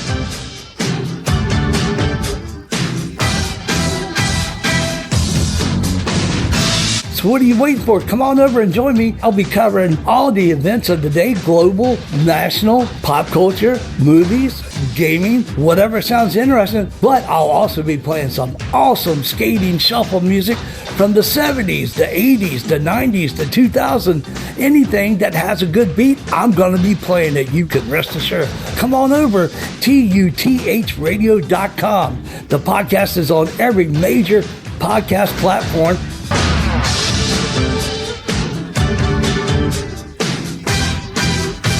See you then. Are you a pro wrestling fan? Well, stop by Captain's Corner, where you can get autographed photos, cards, magazines, and figures from all of your favorite wrestling superstars of the past, present, and future. You'll also be able to participate in live signings in the weeks and months to come. Make sure to stop by Captain's Corner on Facebook and give us a holler. Remember, cheers to the working man. All right, Steve. This next question is, when did you and Randall decide to buy HCW from Bud Petty? And when you did, was there an agreement between you, Randall, and Bud on the with getting the HCW that Troy Eaton, which was Bud's son, and Mark Gordy had to be booked on all of y'all's shows going from then forth, There was I don't think we put it in writing, but that was the game plan, was to use them. I mean, we really weren't thinking that far enough in the future to think to where we had them locked into any kind of contract or anything. But yeah, that kind of was probably the understanding at that point. Okay. Another question about that is, okay, so I saw buy. I mean, you can't really. I mean, you don't buy a town. I mean, so basically, what y'all did was bought the ring. We bought the ring, yeah. And basically, and then got an agreement with Jake the guy who owned the building that y'all ran in Manville, Tennessee. So I mean, when I say battle, people think that, it was this big elaborate, company. Yeah, it wasn't a really big. It was more like we go talk to everybody involved. We sit down. Bud was done with it. It wasn't like we came to him, hey, let's do it. They were shopping. They were shopping for buyers, and so. Okay, I didn't know that. Yeah, we didn't. It wasn't our intention necessarily. We had heard that they were selling it, and we talked about it. And I mean, we said, we really would like to try that because, I mean, you know how lots of these promotions are. You see a lot of wasted matches and all like that, and it's like we really would like to run our own shows. What we would like to see and like kind of make every match kind of mean something. So even when you're in the first match, Quinton, it's still important to us, and you really did mean something to the promotion. I know. I realize that after all these years. I know. I know that's where your questions are leading. Why was it Quinton? No, actually, I didn't write that one down. Yeah, you didn't even write that down. I made myself look too bad on that question, so I left that one out. So how long did you and Randall get together and think about and actually just? I mean, I'm sure y'all just said, okay, let's do it. I'm sure y'all had to think. How long did it was like a week, 2 weeks, or a month? How long did it really take y'all to finally get to say, okay, this is what we're doing, and let's go back to Bud? How long did that take? It probably wasn't but about a week. I mean, Wow. usually whenever we decide to move on something, we go ahead and move pretty quick with it. And then once we had that ring too, we were able to rent out like people like Dutch Mantell, for instance. He lived in Murfreesboro, so he would come in there in the camera shop where I worked and get his photos printed. And that's another surreal moment in your life when Dutch Mantell walks up to you and at your work. I've been watching him on TV since he was a kid. And I need to get these photos printed up. And give me all these negatives. Him standing out in the weed field with all his gimmick on. But let me get those printed up for you. But yeah, one of the shows that we rented our ring to him for, he had Kane on there. It was back when he was doing the fake Undertaker gimmick, and he was doing it in Memphis for a little while after ran his course in WWE. But so he had Kane on the show, and it was just like we usually had two people to carry the ring posts when we got to set up the ring. And Kane was out there, and he came over there and grabbed one ring post in one hand and one in the other, and just walked them inside the building. It was like insane. The amount of chairs that he could put on each arm to carry. He was helping Dutch set up the chairs and stuff too. But it was just like, wow, that man is legit strong. don't play with him. It's just crazy. Yeah. Kroll is another one of them boys who's just legit strong like that you're looking at him, you might not realize that, this man picked Randall Fanning up over his head. Yep. That's one thing to pick the bow tie back then. I was small back then. When he picked Randall up, I was like, okay, you impressed me now. Don't mess with Kroll. So, Steve, when did the idea of running Boone's Hill in Petersburg, Tennessee, come about? Well, my wife at the time, they called her Bigfoot, but she had family down in that area, and so that kind of had a little bit to do with it, and it wasn't too far from where Randall was at. Danny Pigg had kind of ran those areas before, and he was kind of not in the promoting at that particular time, which Danny Pigg was a promoter that actually was a referee who actually trained me to referee in my short little referee career. But I think might have been Boone's Hill where I refereed the match between Scorpion and Airwolf, where Danny had kind of trained me as far as you can train somebody to do that, I guess. But so that kind of had meaned a little bit to me, just those areas that Danny had been running, and they were just sitting there, nobody was running them. So we kind of picked that up and started running it. Another memory talking about Peter R. Miller from one of Danny Pigg's Boone's Hill shows was when Peter would wear these gold chains around his neck when he wasn't wrestling. He had like a gold Cougaran and so all these gold chains that he'd hang around his neck. So he's like, "Here, Bowtie, put these on." Well, he didn't call me Bowtie back then. That's like in later years he called me that all the time. So it's still in my head. But yeah, so he had me put on I was wearing all his chains and stuff, and I was at ringside taking pictures of him. And then he gets it in his head that he's going to start chasing me around the ring. And I'm sitting here trying to worry about, I'm starting to worry about, I hope these chains don't fall off and everything. And this got to be on video somewhere. He's chasing me around. And I mean, I know I jumped over like 2 rows of chairs trying to get away from him. He just comes plowing through them, doing his best Abdullah the Butcher. Yeah, those are some wild memories right there. That and the time Cool Breeze took my camera from me while I was at ringside and pulled it in the ring, started stomping on it, and destroyed it right in the middle of the ring. Oh gosh! Okay, was that a was that a gimmick camera, or was it actually a real camera? Yeah, that definitely was a gimmicked up camera. Okay, I was like, yeah, that would have been a lot of money. That'd have been a lot of money right there. Yeah, I was gonna say, why in the world? Yeah, for a little bit of heat there. But yeah, I did work in that camera store that I worked in. They sold cameras in addition to developing pictures and stuff. So, and there was a broken one that had come in through the shop that looked just like mine. So, not that anybody really would have probably been looking that close at it, but you never know, though. Yeah, it's pretty good that you paid that much attention to it. You talked about doing refereeing, and I think I remember seeing a picture one time of you reffing. Oh, and I ain't for sure if I don't know if I'm just thinking that or what. So you got to tell us about the ref. You said it was really short, but tell us how. So how did you get into to be a ref, and how long did it last? Well, I went to a show down that J.D. McKay was running down in Mississippi, and I was going to take pictures, and he didn't have a referee. So he begged me into refereeing for that, and I didn't know. I'd never done anything like that. And so I refereed that, and I think the main event was it was Chris Champion versus Rock and Roll RPM. Tommy Lane? Tommy Lane, there you go. That was the one. So that was the main event, and that was real easy to referee that one. And I was like, well, maybe it's something I could do.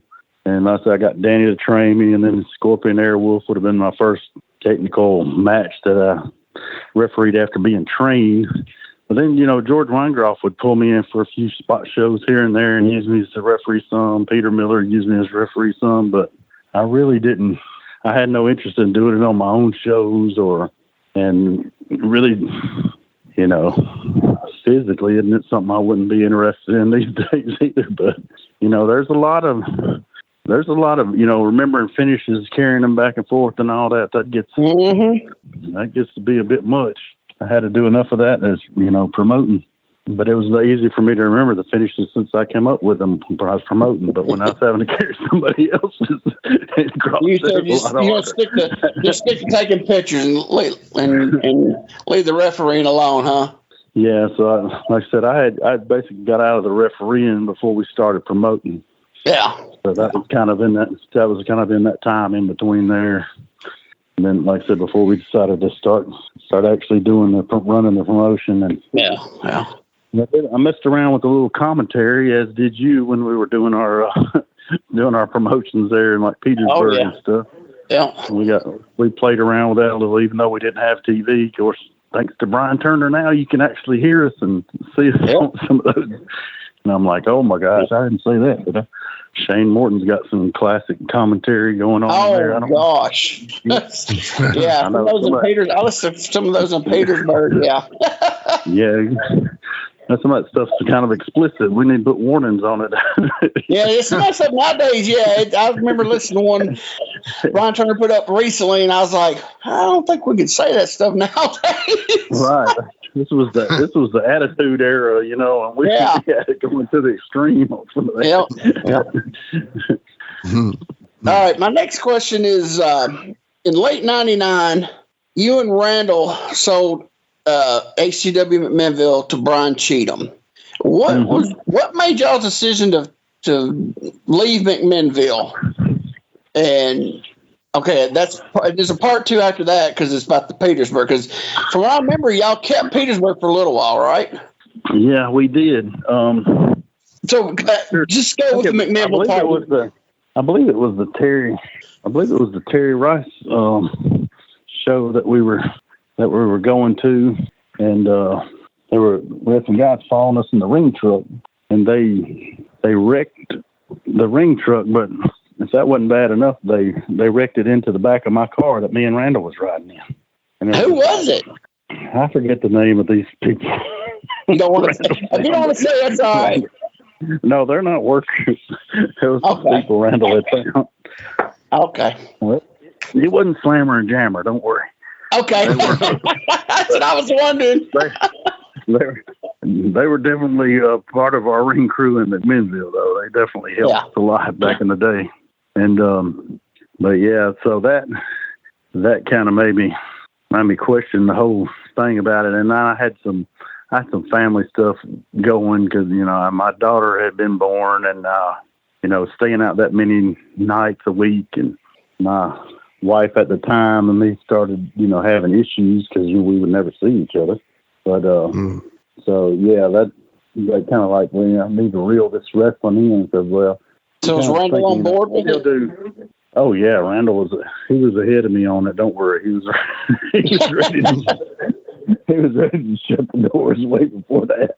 He was hanging on because I was still, he's like, as long as you talk to all the wrestlers, I'll still come sit by the door and collect the money and pay the boys for you, and you handle the rest.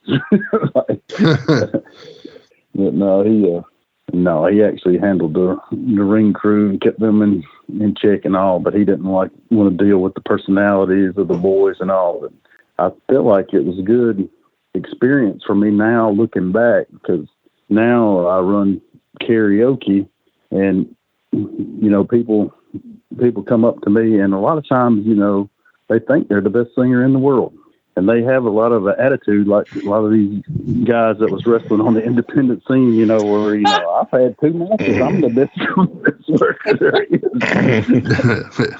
I sat outside wrestling while Mark Gordy was training. I know how to wrestle. So all that was that, but y'all kept Petersburg. So what was like I said, there was kind of like personal things going on with me personally and my wife, but her family was from Petersburg. So when I was running those shows, we was able to get her family involved, and maybe concessions or whatever. And my wife was a little more involved at that time, so that didn't seem so bad. But we got sued in Petersburg. Oh no! We lost our liability insurance, and we were able to find some more. It was more expensive, obviously, but yeah, the insurance company unfortunately just settled with the people. But yeah, there was an incident where it was Tommy Higgy had actually, a chair got away from him and landed on some lady's leg or something, and they made like it was all a lot more than it was, trying to get paid. But not Tommy's fault, nothing he did out of the way, and there's definitely I don't want to put any ill will out there. Tommy Higgy he's the man. I'm like everybody else, Tommy Higgy is. He made that scene down there with his booking and his ideas, and like I said, I promoted matches with with them in there. I didn't do as we actually tried. We actually had tried to working Tommy out from under the hood and working him with Cool Breeze and a more biker gimmick. We tried to do a little bit of different stuff, with him and all, but he had to go back to his devil thing, because that was really working best with him. Yeah. Okay, sure. I never heard about the lawsuit. I didn't know that was the reason. That's a good reason to shut down. Yeah. Right. It really gets you. It gets you thinking. We were able to find some more insurance, but it was just like, this can't happen too many more times, or we're going to be shut down anyway. And now, and Devin Domain was, knocking at our door, offering to take, if y'all ever decide to quit running, I'm here.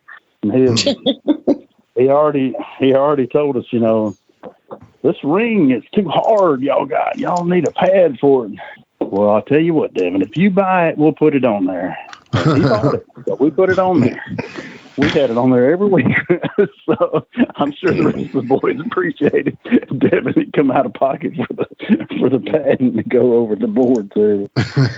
We just had carpet over them before that, so it did soften it up somewhat. You can tell Bowtie and Randall don't take no bumps, man. Look at that ring. I'll tell you right now. Was it that Epiphone padding? Is that what y'all bought? He bought it and brought it to us, so I'm not even sure. Was it that thick foam that everybody uses now? That's horrible. I don't know if it's what they use now. Man, I hate because I worked in Devin's ring with that. That is the worst stuff ever. You can't bump in it. There's no bounce. It just you thud. When you'd run, when you'd run in it, you feel like your ankles are going to turn. I hated working. Yeah, give me some boards and a piece of carpet and a canvas, and let's go. Canvas over. Yeah, that's the way. Yeah, that's the way we did most of the time. Like I said, just in the very latter time there, he did that as he was getting ready to kind of take over, and I didn't keep up with what he did after we left at all. Period. So I have no idea what. Yeah, when we got out, we got out for a while, you know, and didn't even talk about wrestling for a couple of years, probably. So after you and Randall stopped running shows, did you go back to like the photography and recording the shows?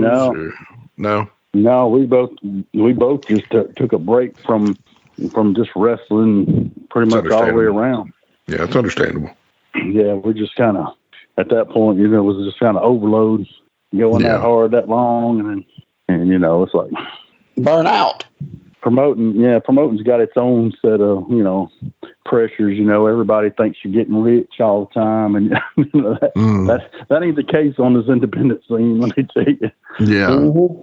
Yeah, no doubt. I mean, I talk to Kroll every other, at least every week, and he's always like, man, I might call this one off. This one ain't selling no tickets. And I'm like, well, how was the walk up? How was the day of crowd last time? Well, it was good. They filled it up. It's like, well, don't worry about it, man. And, you know, he's still got concerns, and I don't blame him. I would too, you know. Yeah, I've been there, done that, and I feel for Kroll, and I appreciate what he's doing now, that he's still able to keep it going for these guys, for this next generation coming around.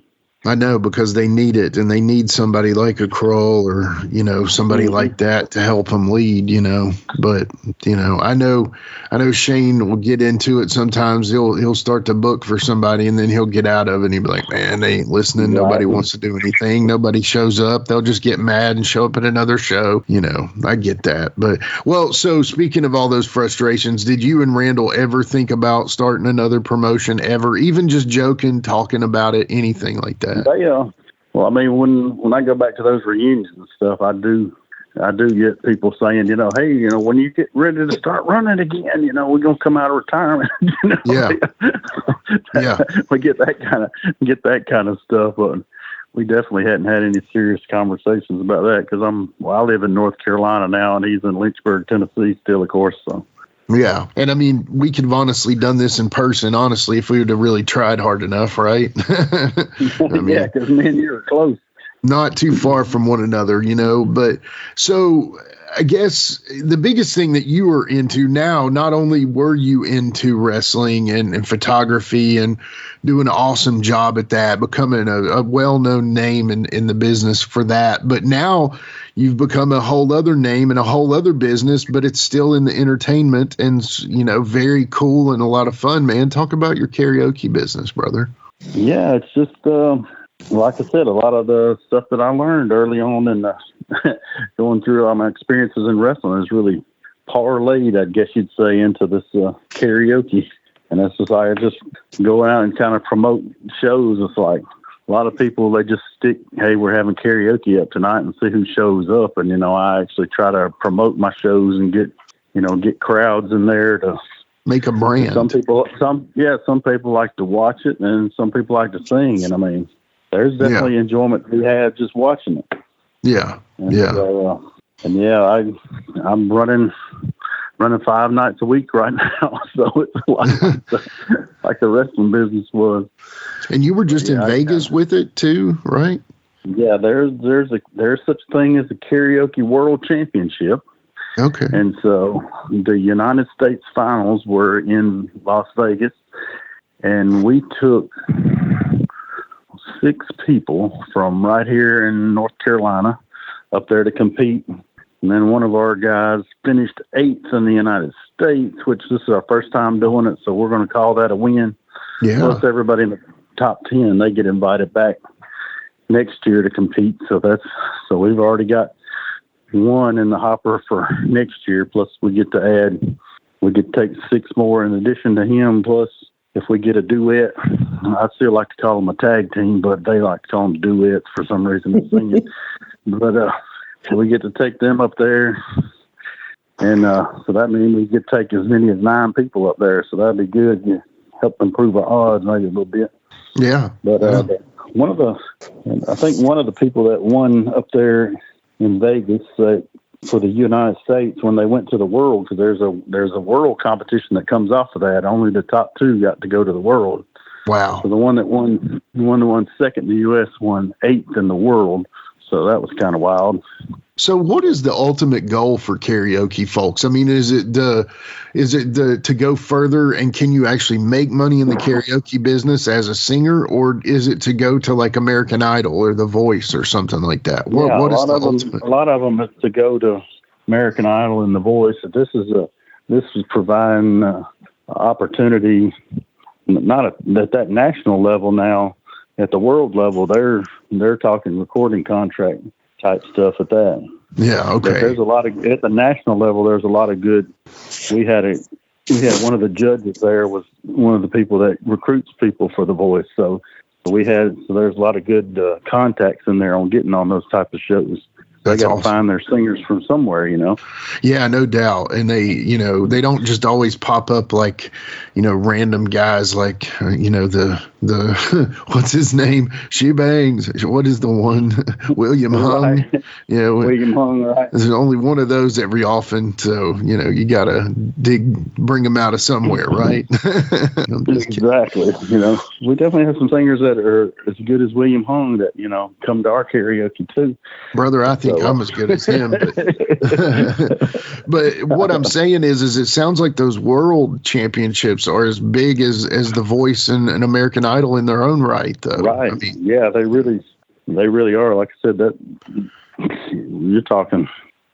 Like I said, the world, but it's crazy because a lot of these countries, and this by being a musician yourself, that it's like, music, English is almost like the universal language. Just because these people from Japan, they're singing in English.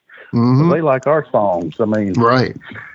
It's just amazing to me. There was a few singers that were singing in their native tongue, but the majority of the people in that world competition was singing in English. It was just freaking me out. I was like, wow.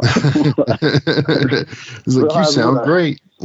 It's what an impact we have on the whole world here. Oh yeah, no doubt. That's a big thing. Well, The other thing I will mention on my karaoke before I wish I'd had this when I had my wrestling promotion, but so I've now got hooked up with Roku and Fire TV. It's a Talent Zone USA channel. Mm-hmm. Is airing my shows on Monday night and Wednesday night. So I was like, where was this when I was a wrestling promoter? Yeah, no kidding. I was trying to get my promotion on TV at an affordable rate, and it's like now it's something I can do with karaoke shows, so people can come out to my local karaoke, and there's potential, people all over the world to tune in and watch them. That's you never wild. know. Yeah, never know. You could possibly get discovered just coming out to your little local karaoke show with Bowtie here. There you go. BOWTIE Bryant. Look for him local, y'all, for sure. And you mostly work out of which area now? I work out of, so I'm in Southern Pines Monday and Rockingham on Wednesdays, Liesville on Fridays, and out at Hamlet on Saturdays. And then like I said, I go to like Laurinburg and Aberdeen and a few other places just on a monthly basis. So Doing the loop. Doing the loop. Around. Exactly. Yeah. Like I said, it's a lot like the wrestling business. You know? Yeah. Going in for a few hours and having your fun. Yeah. Getting them cheers, getting that pop when you go out there. Oh man, I mean, I remember first moving to Nashville and going to Printer's Alley, and there was two or three bars there. It was it was the craziest thing. There was a strip club, there was like 2 bars, and then there was a blues bar that had a band, but there was 2 karaoke's. It was like Lonnie's and Donnie's or something. And I just remember the first weekend we're there, we go to Printer's Alley, and we were messing around going to both of those. And then outdoor, there is a stripper that is pregnant, fully showing, probably 8 months pregnant, with an eye patch, wanting us to come in and get a lap dance. And it's like, yeah, wow, welcome to Nashville, Jimmy.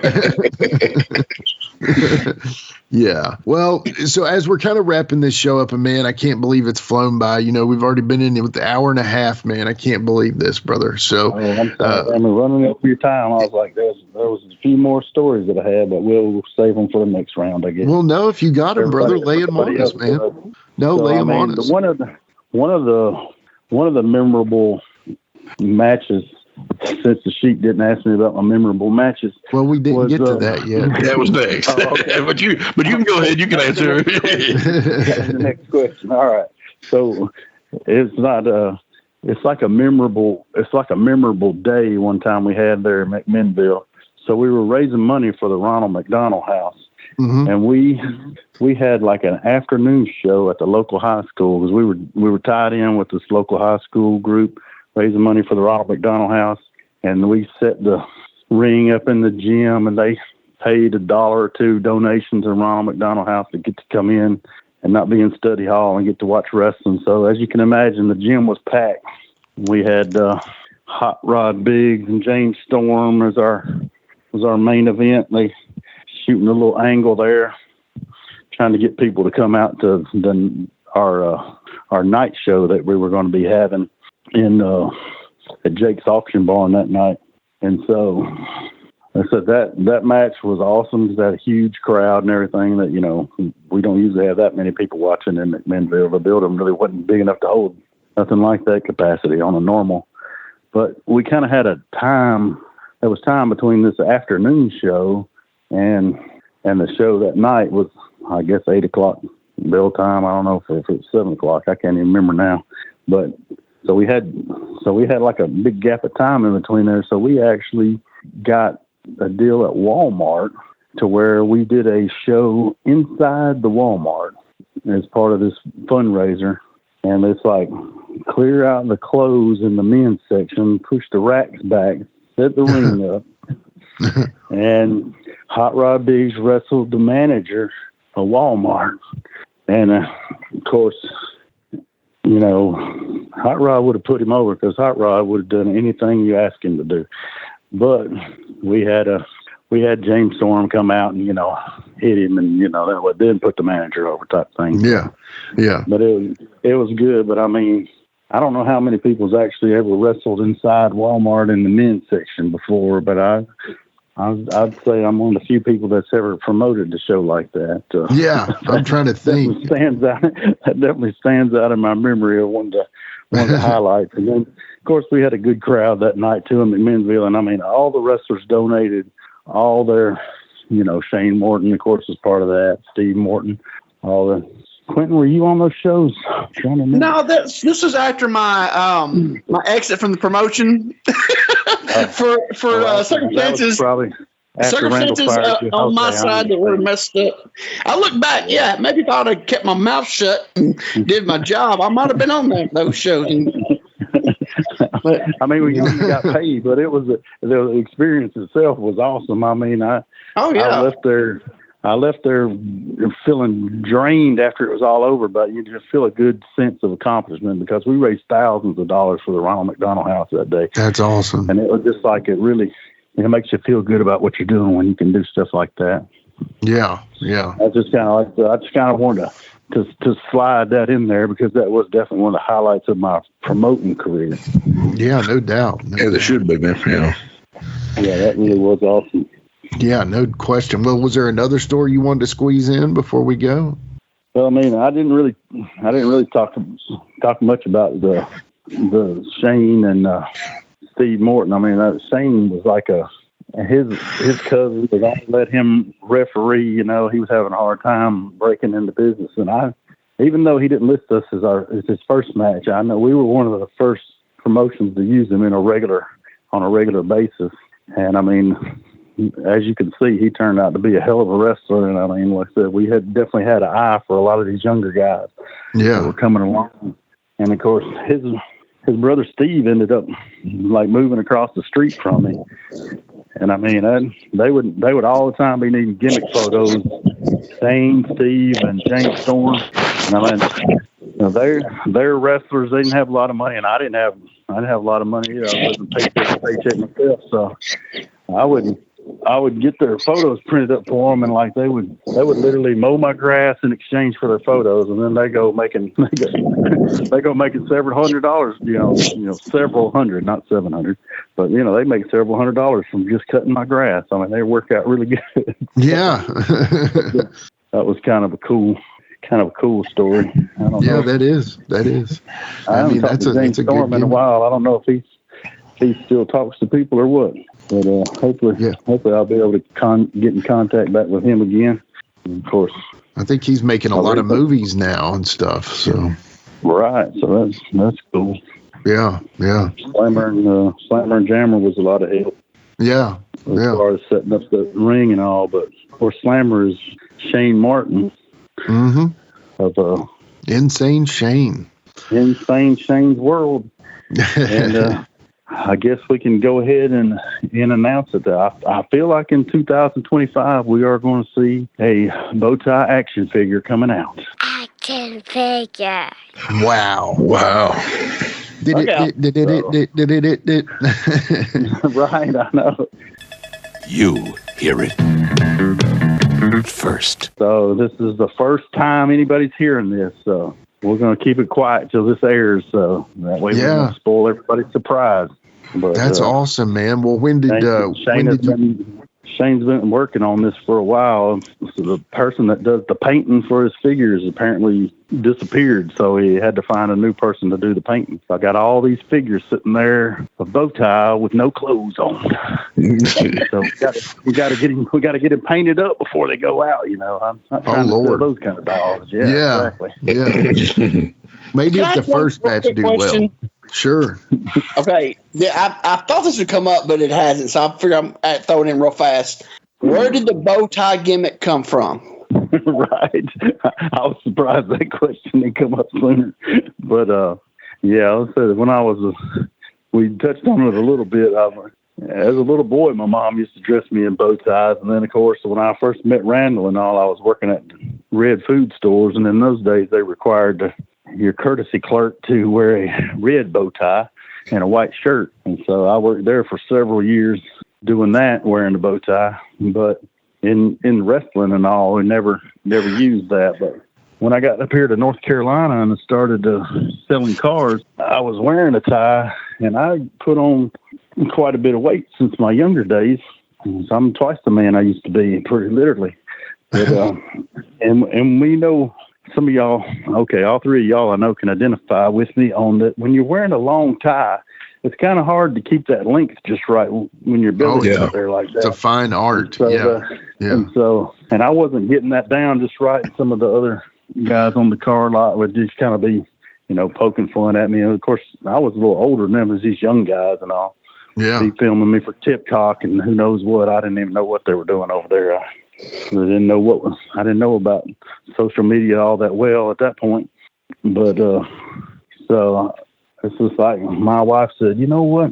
If you wear a bow tie, it's not going to hang down there. You got to worry about the back being longer than the front or anything like that. Which I said, so you got a good point. I said, I've never seen anybody else wearing a bow tie out there.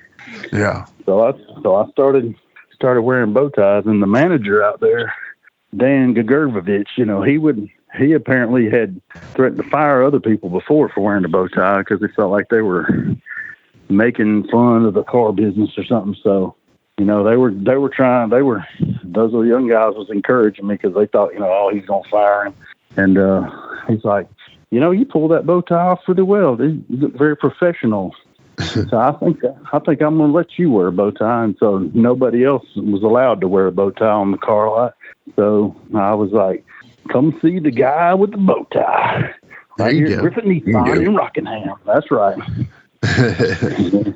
Hot Rod Biggs cut me a commercial one time at Christmas time. Come see the guy in the bow tie. I mean, Crowell's cut me a few promos too when I was working out there. So I got a lot of help from the boys out there on different things like that. That's awesome, man. But like I said, I just turned it into a gimmick. Just work it like wrestling. And yeah. Said I kind of built the name around this area with that bow tie. So a lot of people, they got to where they just called me bow tie because, Steve is a pretty common name. And so bow tie is definitely not common. so I used that reputation when I started doing my karaoke and just turn that karaoke business and just, made it Bow Tie Entertainment.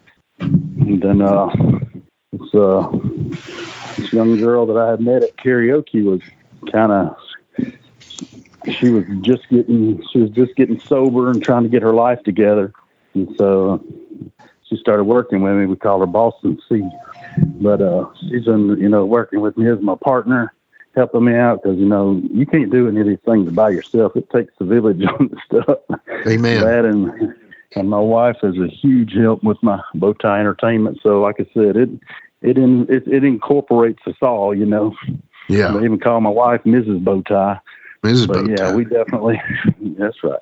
She's Mrs. Bow Tie, and I'm Mr. Bow Tie. So we, depending on who's talking to you. But yeah, there's 99% of the people call me Bow Tie. There's very, very rarely do you hear people call me Steve anymore. I don't even hardly answer to it anymore. But it's crazy. But it's all that's pretty much happened in the last 10 years. Yeah. Yeah. Get that trademarked, brother. Right. Yeah. Well, that answers that, guys. And honestly, man, like I said, I can't believe the show flew by so much. But you even said it. You were like, man, if I don't know how long this will be, but hey, man, I think it worked out great. And we definitely appreciate you, brother, and definitely appreciate the friendship we've had and for all the pictures you've let us use without even really recognizing it. So we thank you for that too. But no, seriously, man, we just appreciate your friendship and, your assistance with this podcast too has been a great help about helping promote it and getting the word out about it. So we thank you and just really want to thank you for coming by and telling us your story, brother. It means a lot. Hey, I really appreciate y'all for giving me the format to actually get some of that stuff out there and answer a few of those questions maybe because I hear that question about how did you get the name Bow Tie? That is one of the most asked questions to me. So I say, well, if you really want to know, you're going to have to go to Give Me Back My Pro Wrestling. And what podcast number am I? You are 74. You're number 74. Podcast number 74. And the answer is be hidden in there. So, yeah. Dig deep. That's right. That's right. I love it. Well, thank you so much, man. And guys, y'all want to tell Bow Tie thank you? All right. Go. Yo, last time my mic went out, so I make sure y'all can hear me. Steve, man, I've known you for over 30 years, and we've had a lot of ups, and had that down that one time for me being stupid and immature. Besides that little point, man, you've always been a good dude. I'm glad to call you a friend, man. You're an awesome guy, and I appreciate you coming on here today. Definitely. Hey, I appreciate our friendship, and I said I only remember the ups. I'd already blocked all that down stuff out of my brain, so you had to remind me of it recently, or I would not have remembered it at all, to be honest with you. But yeah, it was like... It was all my fault. It was all my fault. I'll take blame. I thought we was the best of friends all these years, Quinton. And I think we are. I'm just that one little time where my brain wasn't functioning right, and I apologize for it. But yeah, we've had great memories together. The Smoky Mountain trip, I still think about that every day, man. Oh heck yeah, that was good. That's more stories. I mean, there's just so many awesome stories like that. Yeah. Bowtie, we appreciate you, buddy. I appreciate you talking to us and coming on. And keep on trucking with your karaoke stuff, man. I know I see you all the time on Facebook putting out stuff, man. I know you work hard at it. I can't wait to see the Bowtie action figure right there. I can't either, man. That's what I'm excited, man. Yeah, be right there with the new Rock and Roll Express. Be right beside them. Daggone right. We'll give a full report too. Right. Exactly. I'll be expecting that. I'll be expecting a full report from the Sheik when they finally are launched. Yeah, definitely. Get on it. Get on it, Shane. Come on, Shane. Let's go. Right. All right, man. Well, thanks again, Steve. We definitely appreciate you, buddy. We'll talk to you soon. Okay. All right. Thank y'all. Appreciate y'all. Yes, sir. See you, Steve. All right. Well, that is all for today's podcast. We'll be right back with Quinton and the Plastic Sheik to wrap things up on Give Me Back My Pro Wrestling.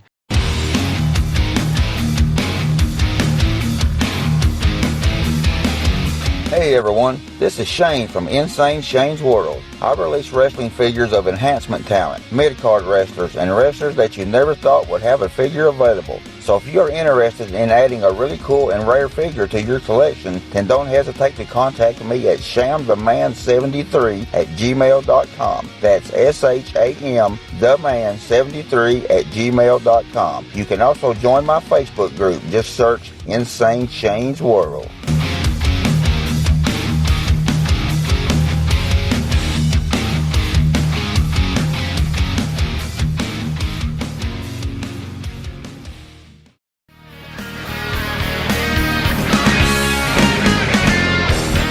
This is your rock star ring announcer, Aaron Camaro. I'm a man who believes the two greatest art forms ever created are professional wrestling and heavy rock music. So when I'm not hosting the best parties that also happen to be live professional wrestling shows, I'm hosting the Decibel Geek Podcast. Decibel Geek is a weekly podcast that features discussions of all things rock. We're talking the Beatles, the Stones, Led Zeppelin, Jimi Hendrix, Black Sabbath, Kiss, Ozzy, Motley Crue, Guns N' Roses, Metallica, Alice in Chains, Pantera, and everything in between.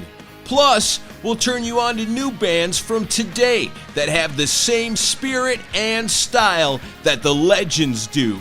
Decibel Geek is hosted by myself along with Rockin' Pod founder Chris Sinzak, and each week you'll get interviews with famous musicians and industry insiders, along with informative, entertaining, humorous, and insightful discussions, and most importantly, a passion for the music. So if you love to rock out as much as I do, then this is your invitation to the greatest rock and roll party in all of podcasting. It's Decibel Geek, and it's available right now on all major podcast platforms. Oh yeah!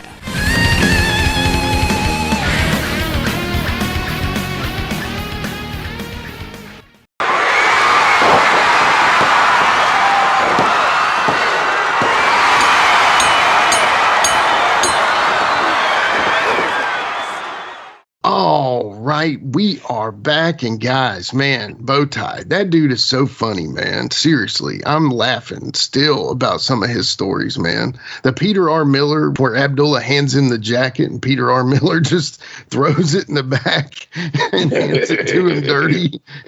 Oh gosh! Oh man! It's like yeah, we took good care of her. Yeah.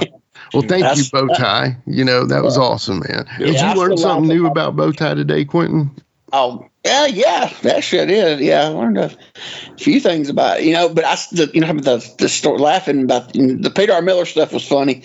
The story about the Willie the wrestling clown. Yeah. In his car going across the parking lot and his little wrestling clown voice. While Steve is getting out of this world high off paint fumes. Yeah. Oh man, poor Steve. Yeah, well, who knows, man? But yeah, did you ever meet Willie, Quinton? Not while he wrestled. I met him. Actually, I think I met him. I think I met him that night. I do believe. Okay. And I think I met him at bass school maybe one night. He had already stopped wrestling. Yeah. When I met him, I want to say I met him once or twice. Yeah. Okay. Well, that is cool. And Bowtie is super cool. And we thank y'all so much for listening.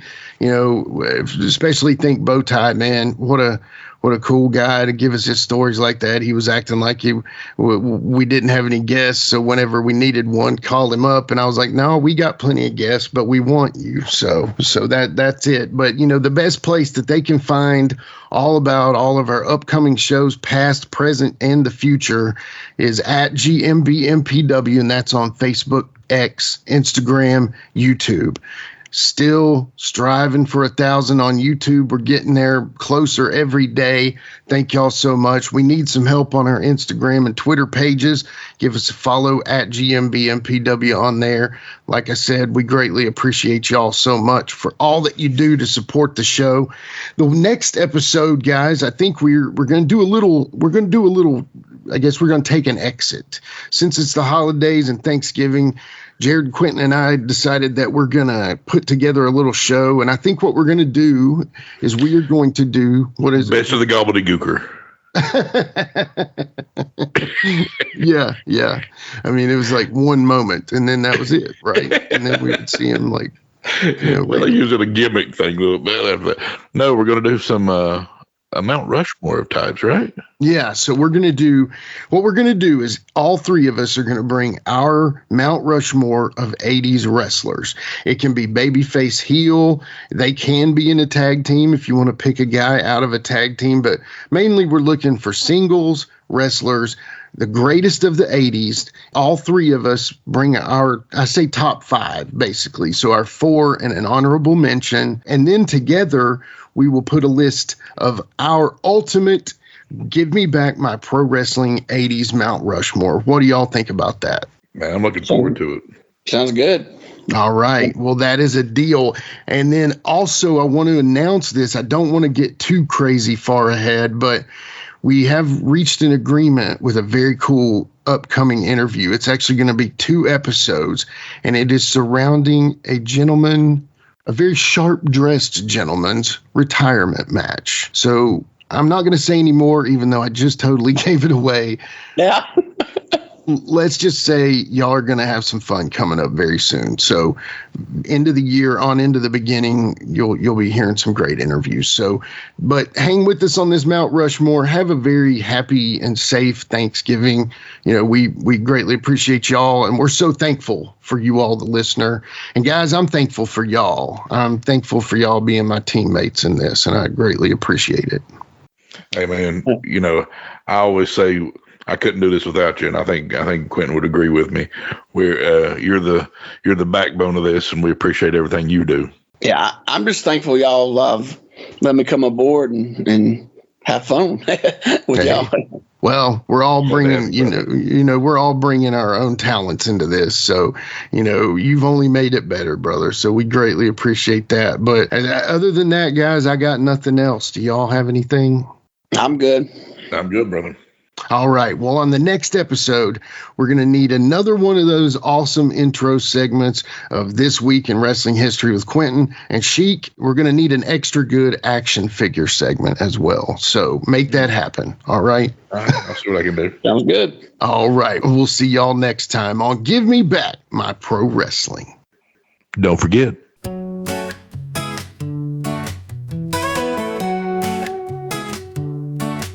Sing it loud, let the voices unite with BOWTIE karaoke. We own the night. Steve in Boston, the show's just begun.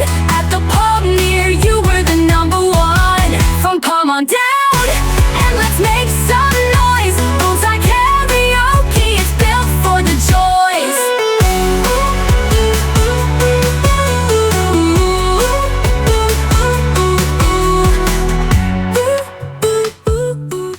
With a tear in my eye, This is the greatest moment in my life.